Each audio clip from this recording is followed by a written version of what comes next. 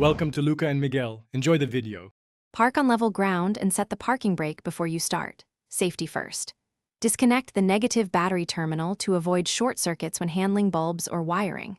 Gather a 10 mm socket, a Phillips screwdriver, a plastic trim tool, and either the replacement bulb or the full tail light assembly, plus gloves. Have a clean rag and a container for small bolts. Expect the procedure to take about 30 to 45 minutes for one tail light and work in daylight or under a bright shop light for visibility.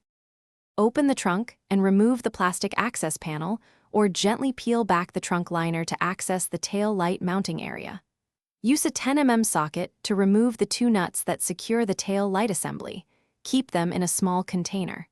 Support the assembly with one hand and pull it straight out from the body to clear the clips, taking care not to scratch the paint. Press the wiring harness tab and disconnect the connector. Then twist the bulb socket counterclockwise to release the bulb if you are replacing bulbs only. If replacing a bulb, insert the new bulb into the socket and twist clockwise until it seats. If installing a full assembly, align the clips and press the tail light into the body until it seats evenly. Reinstall the two 10 mm nuts, thread them by hand, and then snug them with the 10 mm socket. Avoid over-tightening to protect the plastic housing. Reconnect the negative battery terminal, then test the brake light, turn signal, and reverse light functions. Finally, reattach the trunk liner or access panel and confirm there are no gaps or loose trim. Thanks for watching and please subscribe.